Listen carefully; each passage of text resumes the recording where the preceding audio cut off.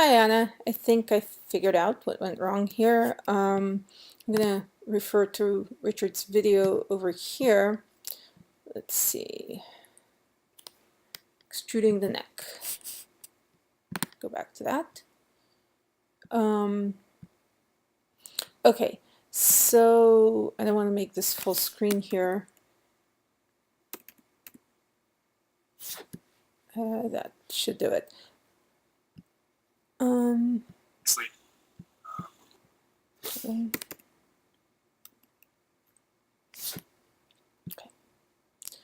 Okay, so he has 1, 2, 3, 4, 5 extrusions. And then what he does, 1, 2, 3, 4, 5, he basically shapes them to the head. So you have 5, 2, 1, 2, 3, 4, 5. But your extrusions don't angle all the way down. So if you look at his video, he kind of goes through adjusting every extrusion to fit the shape of the head. So if you go back, to where I'm just past this point, he basically turns and adjusts the points every time he extrudes, and then he goes back and adjusts some more. So I'm going to try to put the head that you have sort of in the right configuration for the video. And extrude, roll manipulator, right down. And I do have to be careful because this is going to match up there. Yeah, I need to move this around a little bit more. So what happens is by the time he's done adjusting all of this, he has this edge matching up with this edge right here, and then he bridges it. So I'm going to just do that. So here we go. The points don't look like they're 100% adjusted. I'm probably going to be quicker than I should be, just so I can get this video recorded and done, and not a terribly crazy amount of time. But you can, when you do this, and obviously I don't have your reference either, so when you do this and you have your reference, just you can adjust sort of more accurately, if you will. All right, let's see. I'm going to take all that, and there's probably 100 different ways of doing this. I'm going to extend it so it looks like it could round over here, and I just practiced this and I did a slightly different way then. So I think this one I'm going to move back, and I'm going to use the rotate tool to rotate that edge loop a little bit so it starts sort of angling towards the right points, and even maybe this one could rotate a little bit so it starts angling back. Now when I do this, it seems like some of these points start moving about, and you just can go and adjust them. They probably don't need to be this low. You have to sort of make decisions when you're working with your reference point what should go exactly where, but I'm just guessing here. So this one I can move back. Rotate tool, I'm going to reset. No, I'm not going to reset the pivot point. I'm just going to rotate it and move it back a little bit. This one actually going to readjust.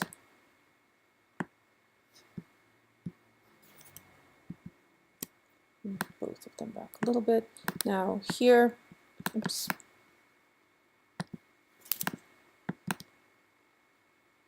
Yeah, I can grab this in vertex mode, maybe easier. Let's see if I can rotate. It's the same as grabbing the edge loop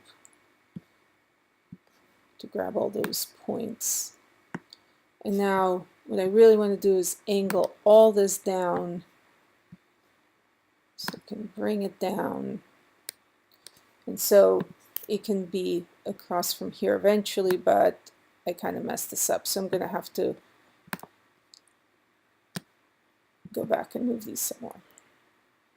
Actually, I just practiced doing this before recording the video, and I have to tell you that I did quite a bit better then, but now that I'm talking and doing it, it is a little bit harder. But I'm just kind of trying, you could remodel this part as well, but all I'm doing all I'm doing is just trying to get it sort of to the shape that he had in the video and the same amount of divisions and counts, just so it matches a little bit better and it becomes easier to follow along with the video.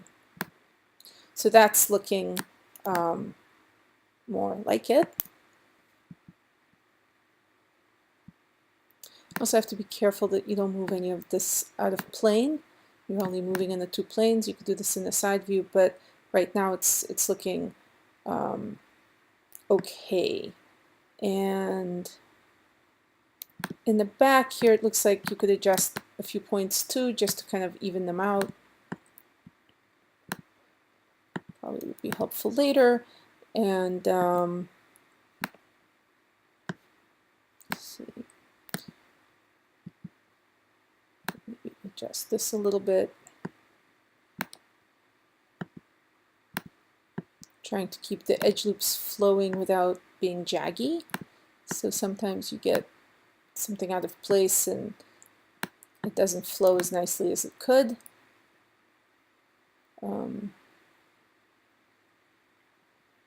going to leave that for now because it can be fixed. So now if you look, you have the same count, 1, 2, 3, 4, 5. You have basically 1, 2, 3, 4, 5. And they have the same negative shape here. We're going to connect this and this and fill the hole. This does seem like it's a bigger space than here. Again, it could be just how it is for your reference. I might want to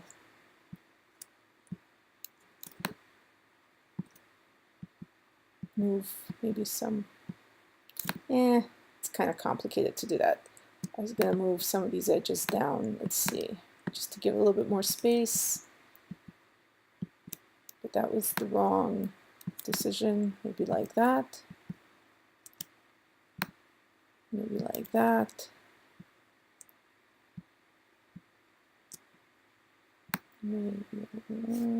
So that gets a little bit tricky. I'm gonna go back and just assume that this is the right shape. Okay, so then I select these two edges and I go into Edit Mesh Bridge. I go into the options. Oh, it's already up here. And I do this with one division and I apply. So now you see you have these edge loops that match across. I'm going to select this edge loop here and fill hole. And then just like in the video, everything kind of matches to Richard's instructions. I will hit, oops, I have an extra one because see the points were not really in the right place to the tutorial, so the count is a little bit off. So actually,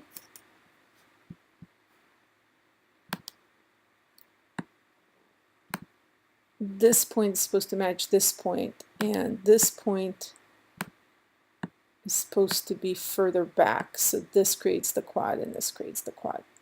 Okay, now I think we're good. There's this edge loop. There's this edge loop. So when I watch these tutorials, I kind of always count how many divisions and spaces I have, and I try to have it match the tutorial because it's much easier to keep track that way. It's not the only way of doing it. You don't have to have exactly that many spaces. You can model much more intuitively when you're not following a tutorial, but here, just to kind of have things make sense, it really helps to check in on the counts. All right, so the next thing I believe he does is, just going to check here, starts extruding. He checks all the points and he tweaks things. So there's the filling of the hole, and then he starts extruding this neck here. So I'm just going to close the bridge tool. So I'm gonna, so this he leaves open because that's going to connect to the extrusion from the back of the head. So here it means he leaves this untouched. I go into edge mode, I select 1, 2, 3 these edges, right? And then I hit extrude. And what's important here is to hit the world manipulator and then push straight down. And what he does is he has two divisions.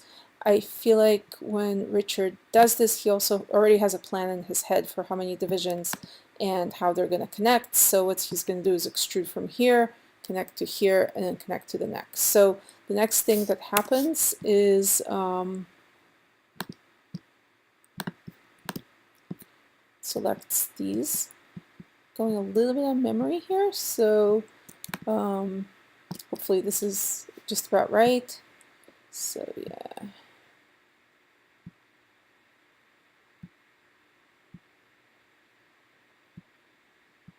He adjusts and then he extrudes. So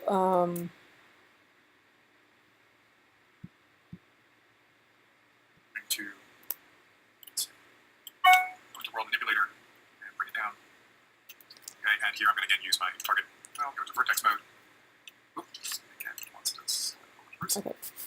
So what happens here is he hits extrude and he goes into the world manipulator, right? Because if you don't do that, when you extrude, it'll go all over the place. So you have to have the world manipulator so it extrudes down on this axis, and then what he does is goes into vertex mode, oops, and target welds that. So you can see that the head is kind of weird looking now, and that's what he was doing when he was adjusting some of these vertices. So I'm going to try to do that as well. Move tool. I feel like a lot of this can move in. Maybe not that. Let's see.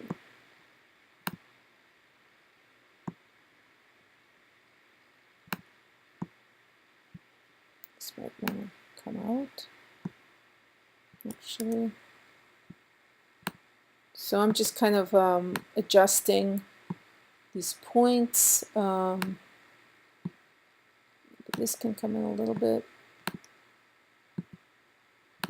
Just trying to shape the head to make it a bit more head-like. Because that's really, what you have here is the beginning of the neck. So all this stuff here should come in